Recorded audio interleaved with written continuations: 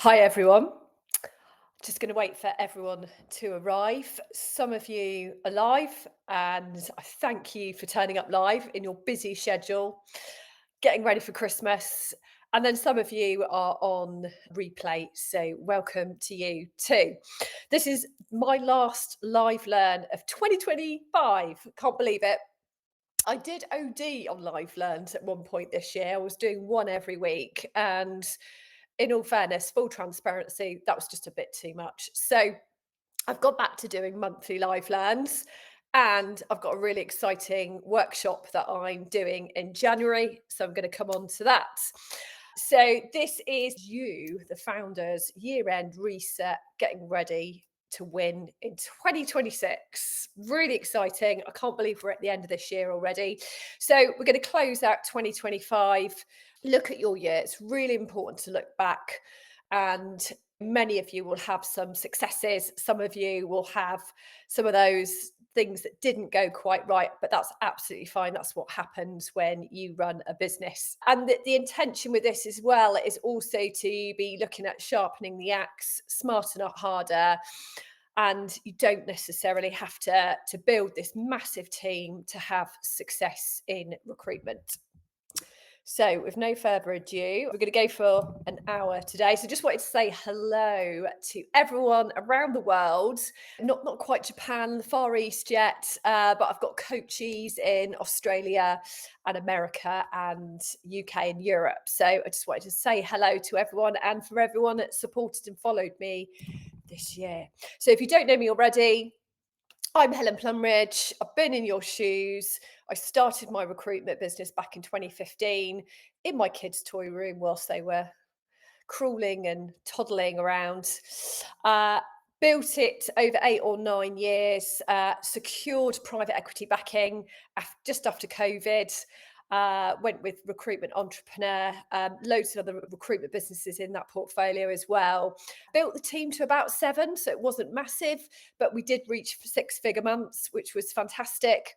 Had the opportunity to exit in 2023, so I did. And it was at that point I also had the idea about hyper consulting. And today it's very much about helping female founders with your growth and accountability. Everything that I've learnt in my business, I still recruit as well. So I'm still hot on the tools. I'm still connected to what's going on in the industry. And that some of the stuff that I share is stuff that I'm doing. It's stuff that I do with my coaches. So it's up to date. And I think that's my USP in terms of being that strategist for you, being that coachee to you. I'm very much plugged in to what's going on in the industry. So welcome. Book a free strategy call if you haven't already. If you want to look at if coaching's right for you, I've got a number of coaches this year that found it really beneficial. A lot of people love just the accountability and the sounding board scenario. Some are just feeling a lot clearer with their strategy. I do it on a monthly basis, one-to-one. So book a call. No obligation, but just meet me anyway. I'd love to find out more about you and your business. It doesn't matter where you are. You might be early stage, last couple, some people have just set up in the last couple of months, which is fantastic. Some are much further along in their journey. Others are sort of, year 2, year 3, thinking about those next steps. Today, I really want you to immerse yourself. This is the opportunity to press pause. You may not take any other time out than today to look at next year, and that's absolutely fine. I've got a workshop where we can really dig into the action in January. If you've got no other time than today and in January, some of you might be thinking, this is going to set my day off that I might do in December to look at my business next year. I recommend that you spend as many days as you can planning for next year. The more you can sharpen what you're doing, you could have an absolute breakthrough if you just take the time to sit and work on your business, because we don't often do it. We're so operational, and we're also spinning plates in our lives. We're female founders. We've got other stuff going on. We've got kids, family, etc. some responsibility, still falls on our shoulders. So turn the phone off if you can, put it behind your laptop, forget it's there, and take as many notes as you can. I'm going to share the slides for everyone that's signed up. I'm going to share the slides, and so you can play it, and you can play it back as well. So, time to have a little pause and really look back at this year.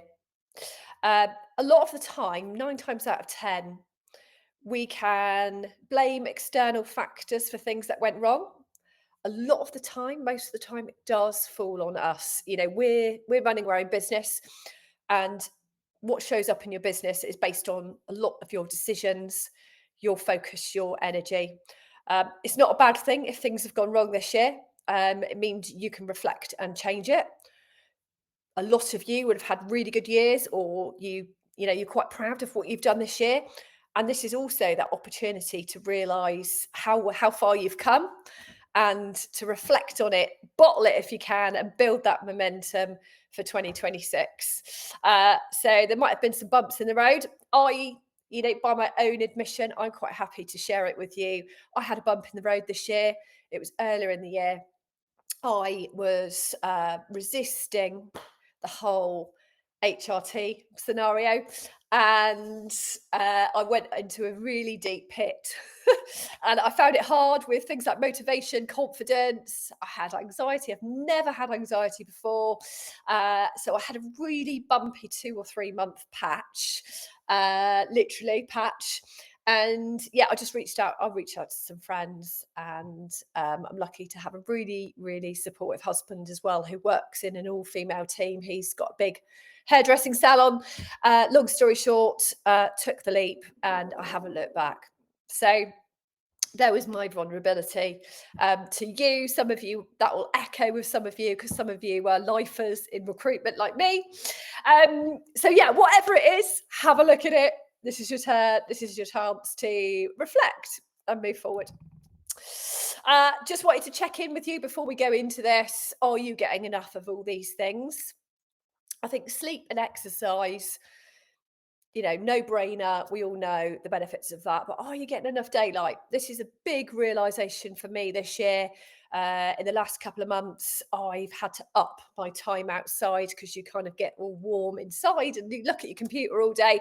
And actually, I've noticed that how low my energy has got if I'm not outside at least at one point during the day. So really important to get out there. I've also been earthing as well, taking a leaf out of Deborah Meaden from Dragon's Den book. Whenever she comes back home, she puts her feet on the grass and earths. It's really good for getting rid of all the crap in your body, all the Wi-Fi, all the negative ions in your body. It's really good for your immune system. It's really good to connect with nature anyway. It's really good for sleep and all those other factors that are going on. So I highly recommend it. So what to expect today? Live learn. We're going to go for an hour. So we're going to do your year founder and review, what to let go of before 2026, personal and business vision for next year. We're going to dig into some technical stuff like pricing, positioning, and products, business development, niching, revenue, marketing shifts, systems, some system recommendations at the end. This is really leading and guiding you, getting you thinking about next year. This isn't sitting down and workshopping it with you. I've reserved that for January, because I think that's a really good time to do it. Now is a really good time to be doing the planning and the writing and the brainstorming and all of that. At the end, stay tuned, because I have got a 30-day sprint planner that you can download. It is quite simple, but it gives you day by day, week by week for January, just to get you kick-started, and to do some of the thinking for you when you hit January and you're thinking, it's going to take me a while to get back into the zone. You feel a bit sluggish. Everyone takes a while to get ready. So actually, it's just going to help you. So there's a QR code at the end. Then you're going to hear all about the exclusive workshop that I've designed for you, so we can sit down and strategically plan together for next year. For signing up, just your interest today, waiting list. there's a chance to win a one-to-one strategy accelerator, which is 2 hours of my time in the new year. Well worth it. And then I am going to do quarterly accountability to keep me on track next year, because there's no point setting all the goals in January and then just forgetting about them, as we all know. So I just thought I'd just do a little touch base on the market outlook. This is, UK and global. Obviously, in the UK, we've just had the recent budget going on. US market is, has had its up and downs. Europe has been tight as well this year. But the message is that the global market is stabilising. It's stabilising, but it's also evolving, and it's evolving more rapidly than we've ever known. So in the UK, most of you will be here in the UK, looking like vacancies are stabilising, and there is growth in certain sectors like engineering, manufacturing, tech, and renewables. There are some persistent skill shortages and rising role complexity as well. And as we all know, AI is accelerating sourcing, assessment, and hiring efficiency. A lot of those top talent teams are using all of that. On the global market, really, it's a bit of an echo of ours. Record talent shortages across major economies, strong growth in AI tech sustainability, if I can say it rightly, and healthcare. So 2026, more than ever, favours niche expertise and also that proactive market leadership. I think the good news with some of these stats is there's something we can do about it. So 70% of employers are finding skilled candidates hard to source. It's not just us that is experiencing getting our head around role complexity, it's employers. So that's where we can come in. And then whilst you've got all that, you've got the demand from candidates with, I need flexibility, I need to be home for this, that, and the other, and I'm used to that now type thing, as we all know. A lot of jobs are dying. So some of those kind of easier jobs, if you like, more unskilled jobs such as data entry, clerical and admin jobs, customer service is being replaced, etc., etc.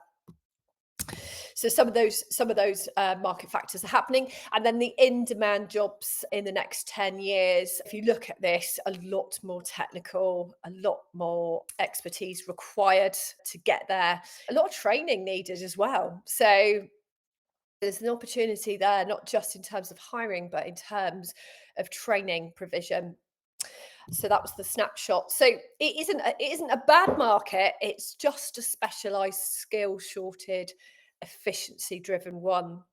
And I see with the markets and my coachees, even in the space that I recruit in, the agencies who niche, lead and systemize will win.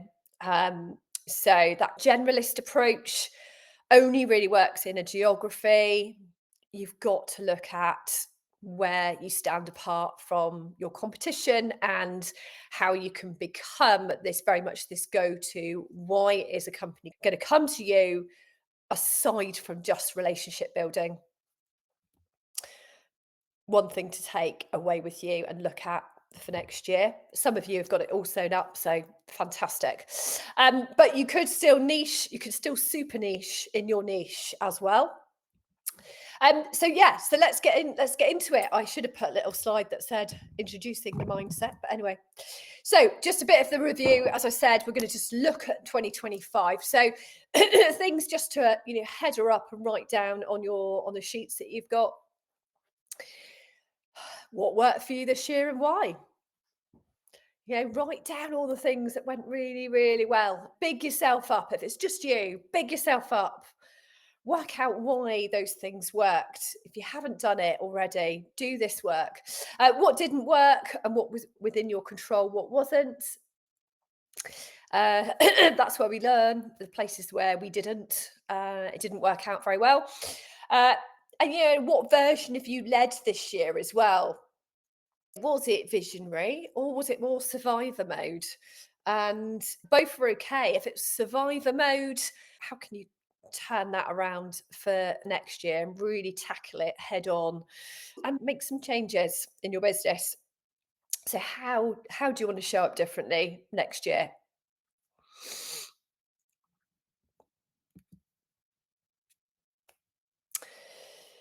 And then going a bit deeper into your personal founder review, um, let's look at ourselves. How was that decision making quality?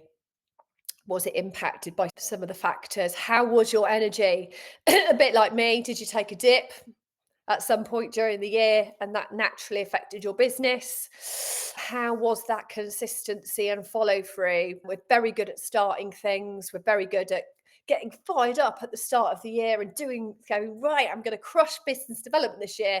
And then, naturally it can drift off. So, where were the dips and how did that show up in your business? Boundary setting is such an important one, isn't it? And again, let's refer to being a female founder. We've got so many other things on our plate, whether it's kids, working from home and sort of setting the boundaries with your own business, time management, getting it all done. It can be overwhelming. Coming up to Christmas now, as especially this time, have you got time to sit down and do this work? Are there lots of other things demanding your energy and time? So, how well did you do on that boundary setting? If you take nothing else away from this today, it could be that you just need to set better boundaries for your work and home life. That would help you be more productive next year. So, some things to consider. And then where did you play safer than you needed to? This is a hard question. This is sort of 360 look in the mirror. Did you intend to sell more retained work, but you just didn't follow through on it?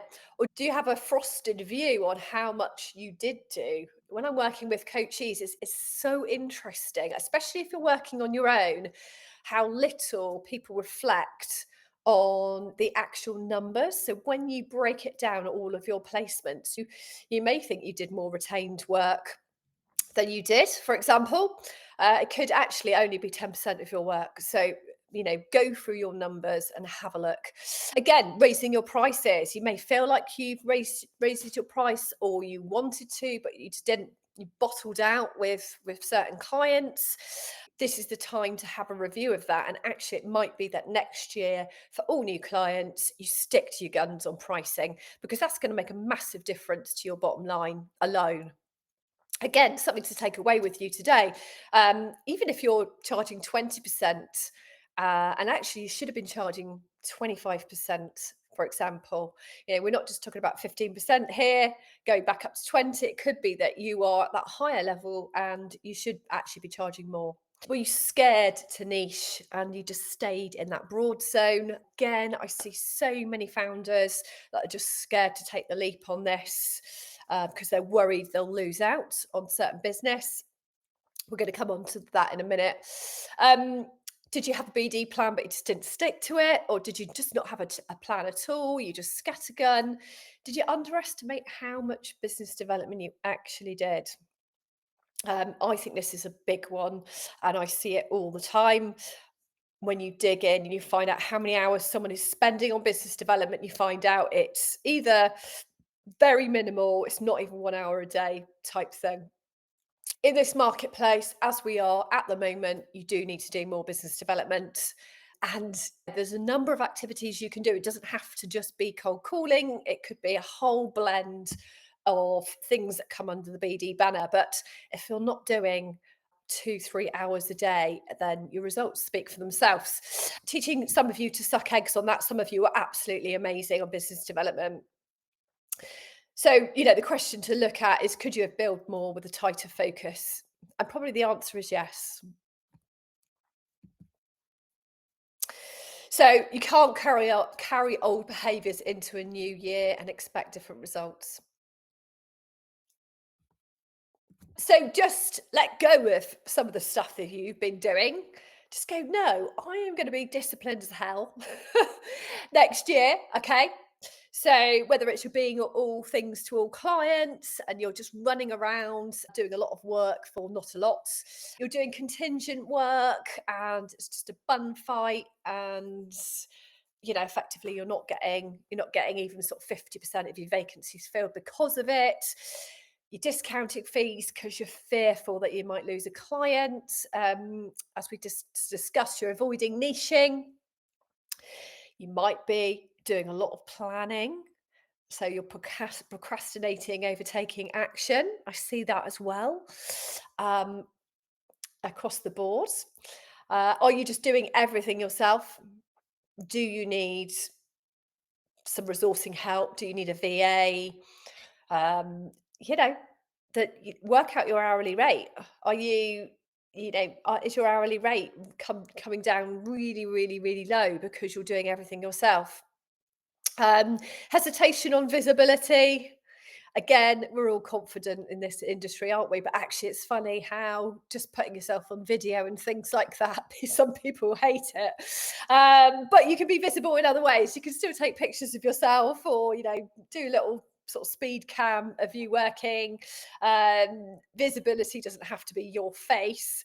But are you just hesitating on getting enough content out there and enough consistency? And even avoiding accountability. So I see that as well. So this is judgment. It's just literally self-awareness, and let it all go before 2026. Of course, if you're doing a review, you need to tackle all the different areas, break down all the different areas of your business.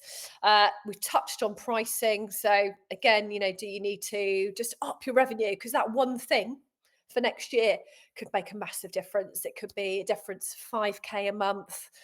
Um, that will make a massive dent in your bottom line. Have a look at your marketing, what worked, what didn't work. Not just, oh God, I need to do more. What's working for you, what's worked for you in the past. Looking at clients again, might be that you think you've done more work with some of your clients than you have, but you've only done maybe two hires with them, and it costs you a lot of hours. um, in your delivery, if you're doing a lot of contingent work, uh, what were the bottlenecks? Were you losing out to the competition? Do you need to put your stake in the ground and go, right, I'm going to do better delivery if I've got exclusive or retain work?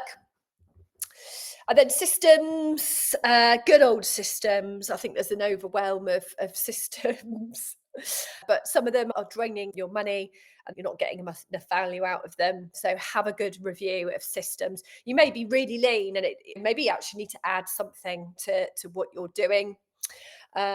With your team, if you've got a team, did they elevate you or distract you? The more team you've got, the more they distract you.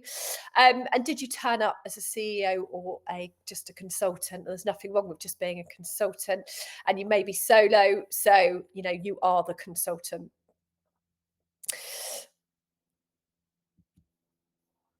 So whatever happened, take a breath, recharge, and let's have a look at 2026. What's it got to bring? What's it got in store? Well, it's an even number for a start, so that's a good thing. I've got a big birthday next year as well, so I'm gonna celebrate all year with that, or try to. So let's look at your personal and professional vision for 2026. One of my favourite quotes of all time is by the late Jim Rohn. He was, if you don't know him, he was actually the guru to Tony Robbins, the wonderful Tony Robbins. And I just love this quote because it is so true. So work harder on yourself than you do your job. If you work hard on your job, you can make a living. If you work hard on yourself, you can make a fortune. So it's important to work on yourself because we all do work really hard in our business. But our self development and growth will directly impact our business naturally. So, what do you want to work on as a founder next year? Look at some of your personal goals. Look at how you can develop yourself. Do you need a mastermind group? Do you need a coach? Do you need to do more exercise to support how you show up in your business? Do you need perhaps to do more work on how to secure retained? Do you need to do some sales training? Do you need just a reminder of how to win business? There's so much free stuff out there that you can look at as well. So, is it just one thing you need to do every month to improve how you show up next year? What's your big theme for next year? It's really good to have maybe just one word or just a big topic of what you're going to do next year. It could be literally, I'm going to go big next year. Could be that you want to expand internationally. It could be you just want to go for consistency. Um, Maybe it's about honing your niche. Maybe you just want to be more confident next year. Is it a rebrand? Do you want to simplify in your business? So think about a really good theme, a really good topic that would motivate the hell out of you. And it could just be one word that resounds for you for 2026. I'll leave you to spend some time on that. Uh, it is important how much money you want to earn. So, how much do you personally want to earn out of your business? It's different from what your revenue figure is for your business. So, how much do you actually want to take home? Write that figure down, work it out, work it back, and be bold with it. If you want to go on 4 holidays and you need to earn however much a month, do that, because that will be the biggest motivator for you in your business. If you want to just get away more with friends, family, kids, whatever, that will drive your vision for next year. And it is good to have that figure in mind. As I said, what do you want your business to fund for your life? For me, it's holidays with the family, and I really want a new road bike as well. So get that vision board going, put it there. If we see something visually, and love visual stuff. So the more visual you can get with it, decorate your home desk or your office with this. Have a bit of a play, enjoy yourself. Get into that zone where it feels really, really good if you've achieved some of these things, and have a mix of small and big in there as well. It could be just going out for a meal with your loved one or whatever, every month, for example. So get yourself really highly motivated for next year. So on that note of revenue, as women, we're more motivated by intrinsic factors. So we are more motivated by things like flexibility, be able to spend time with our loved ones, and so on. But I really want you to, and lots of you are money motivated. So just don't be shy about it. We all deserve to make good money. That's why we're in business as well. So be a bit bold with it. How much do you need? What's your figure? I've put Japan on there because that's what I want to do for my 50th. So next August, I want to take the whole family to Japan. That's my big driver for next year. And then you need to work it back. If you haven't already, it's maybe teaching you to suck eggs, but if you haven't, get that figure, work it back.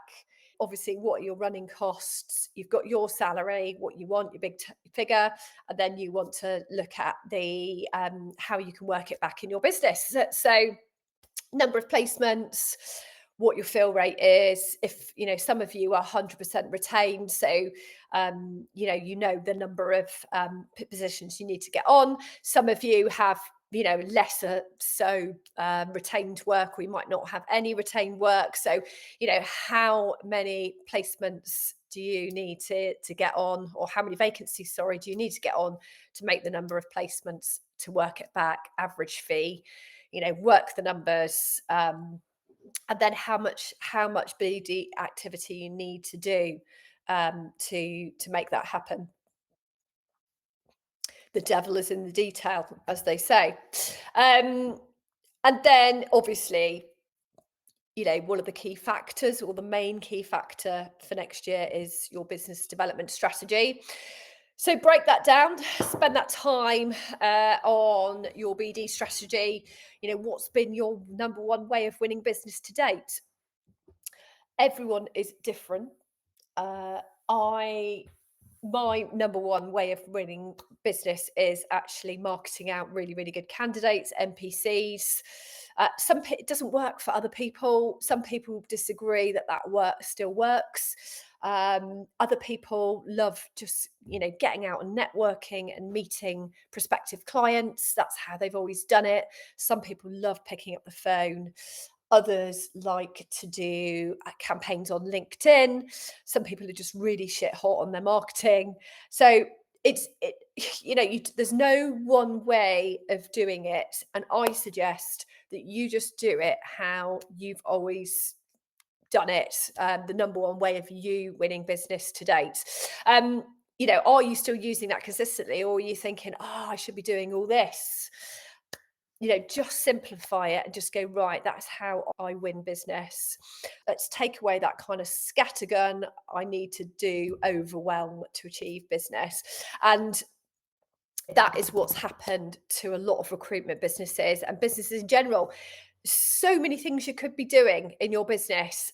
So many things get in the way of doing the money making activities. And effectively, as I alluded to, the money making activities are, if you're not in front of your clients, how are you going to win business? So if you're not in meetings, you're not networking, you're not on the phone, you're not attending events, you know you're doing all the other things, and all the other things arguably are important, but they're not as important as where you're going to actually convert business. So let's spend that time in the 80% zone, and the 20%, you just need to literally hone that down and do it at either side of the day, or pick one day a week where you just get it all done.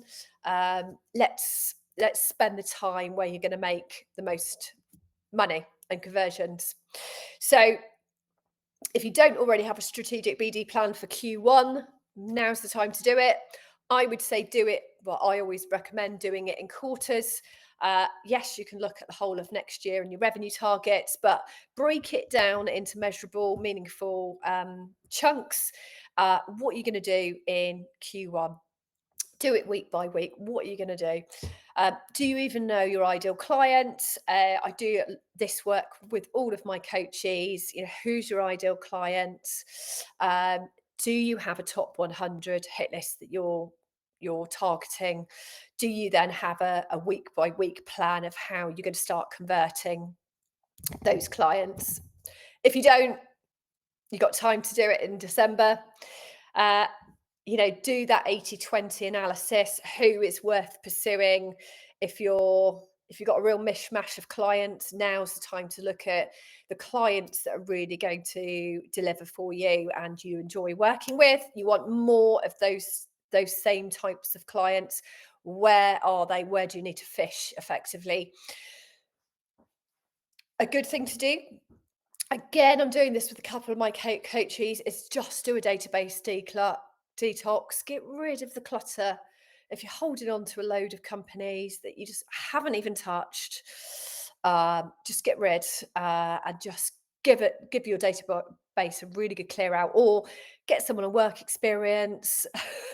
Give it to someone else to do if you really don't want to do it.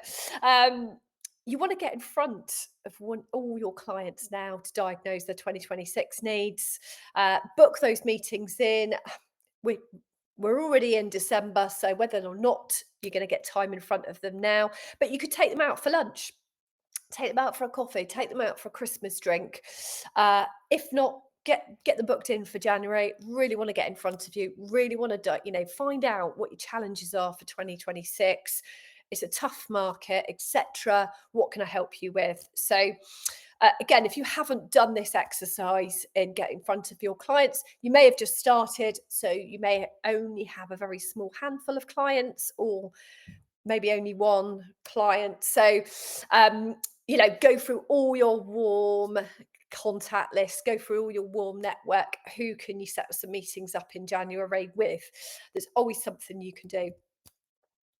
I put on a very quick slide for this, and really, all these areas need more time. We're going to do that in the workshop next year.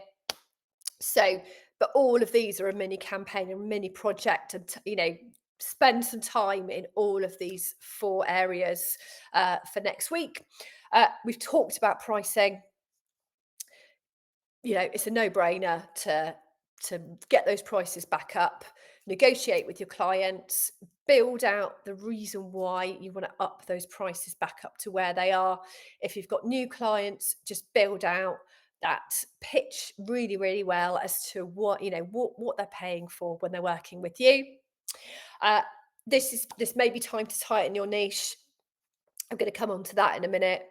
Um, as I've said, retained work is more predictable revenue, and you're going to tie in and have a much better relationship with your clients if you look at doing some of your work retained. And then I've talked a lot about productizing your expertise in order to get new income streams in 2026. The market is shifting.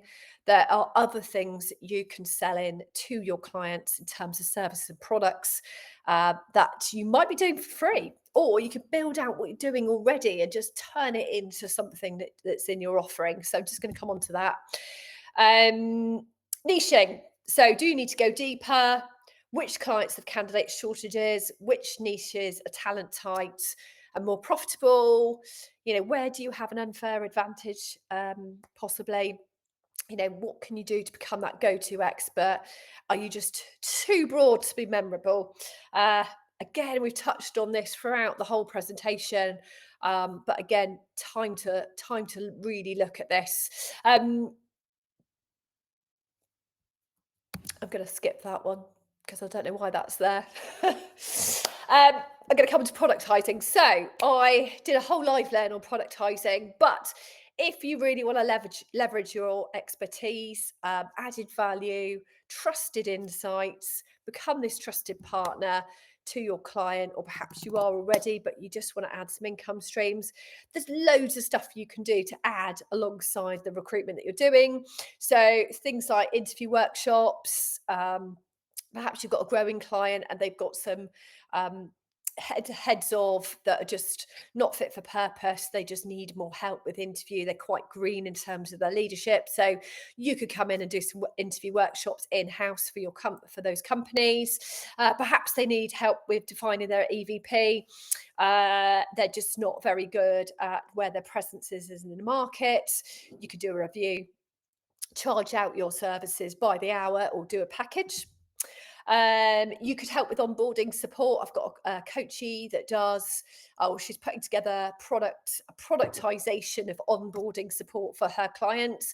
Her clients are great, really professional, but actually when someone actually joins, they're not very good at the onboarding process. I mean, it's still existent out there that some companies just aren't very good at hand holding even really experienced people in the onboarding support. So she's packaging that up to offer to her clients, and she's doing it at a flat fee. You could do a recruitment strategy audit.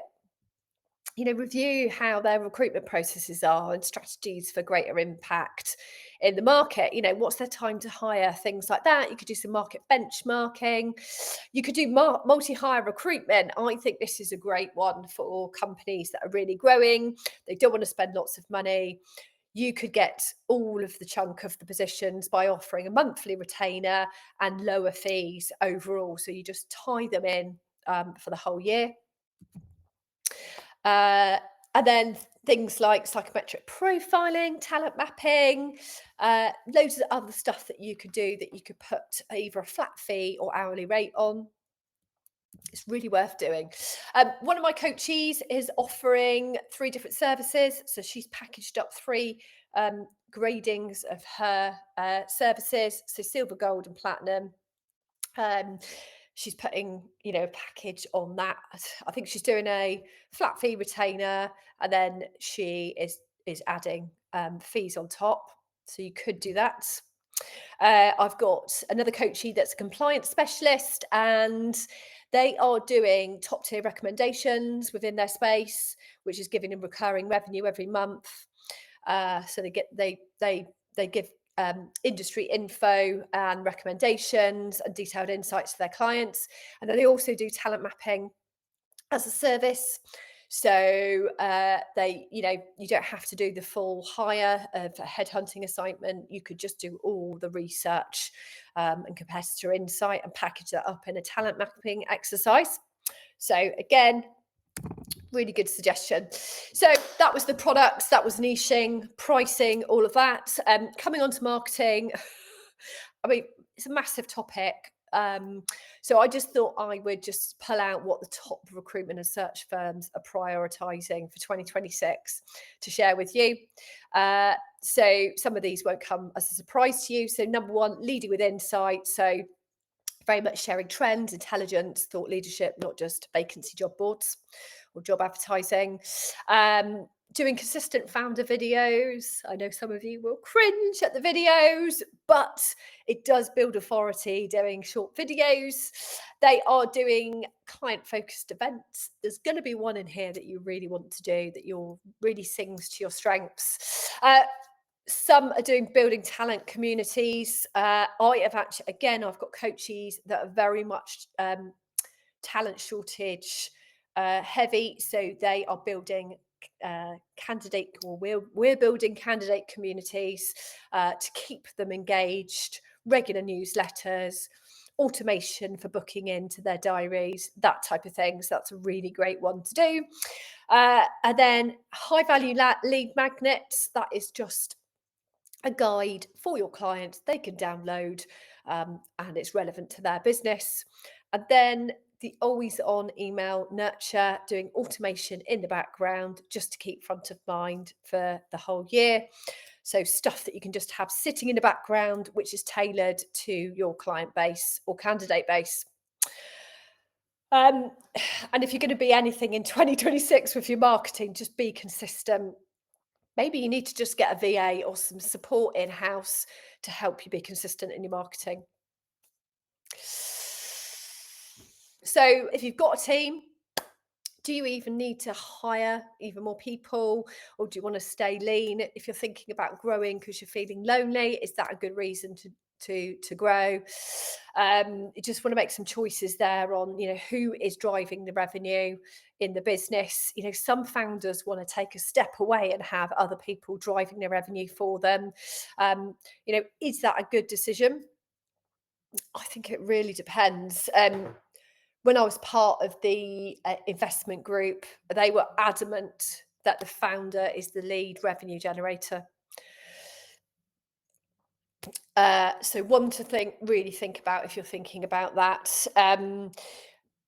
Could you outsource some work rather than employing people?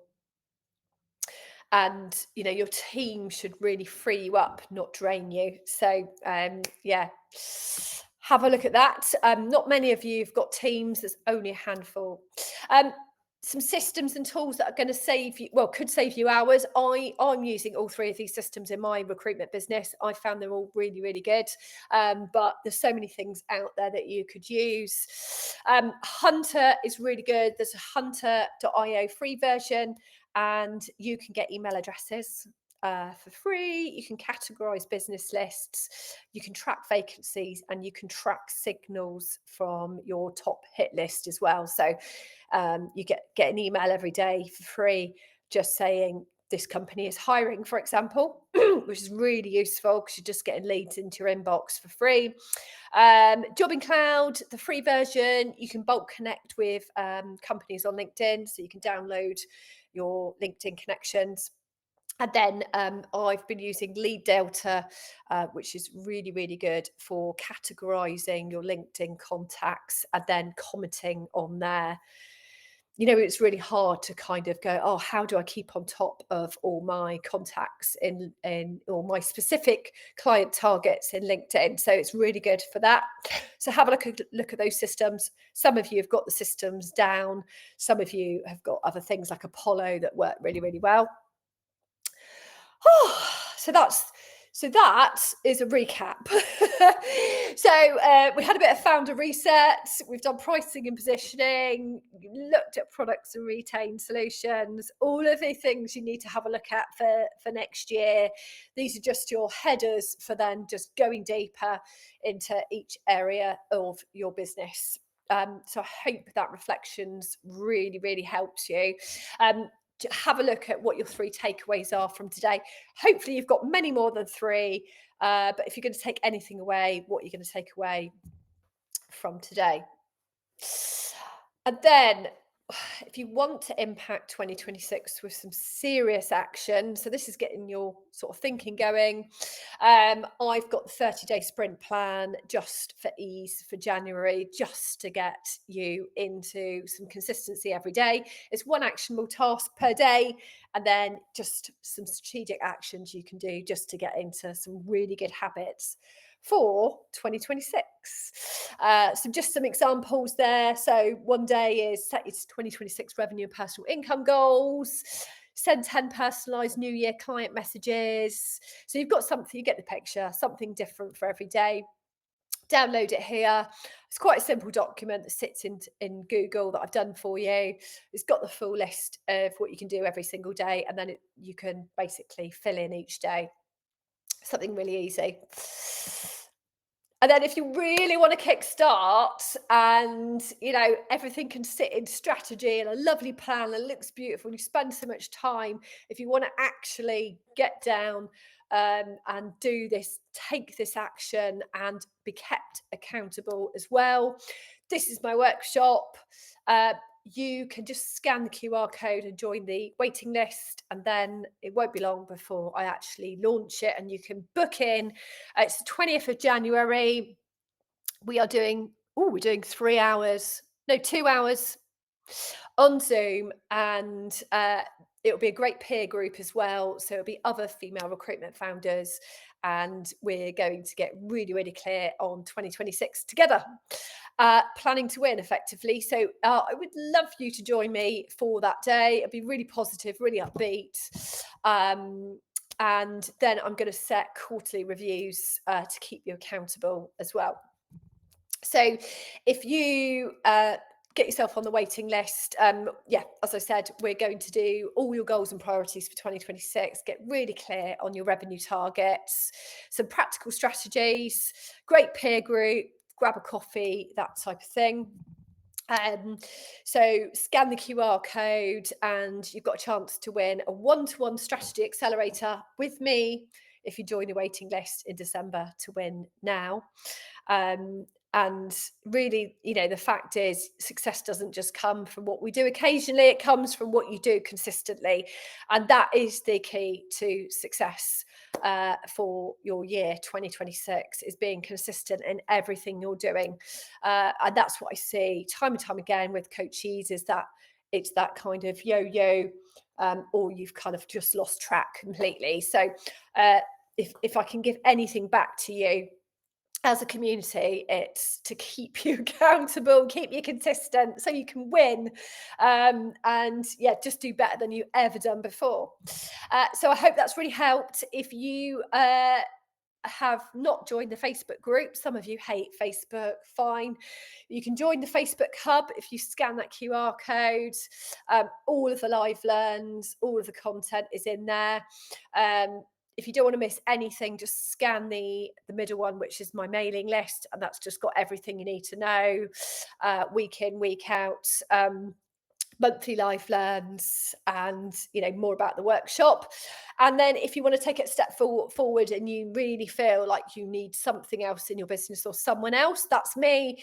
2026, last one. Scan it if you want to do some coaching, or just want to find out more about it. Booking a call. So I just want to say thank you for this year. It's been absolutely fantastic. The highlight of my year is just the growing, network of female founders with Hyper Consulting, and some of the coaches that I've been working with have been absolutely exceptional.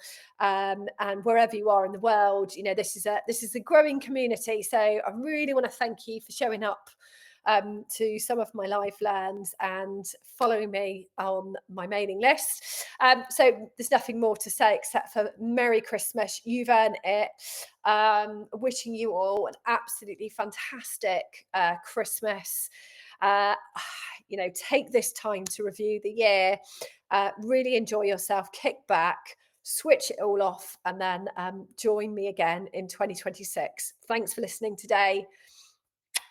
Merry Christmas.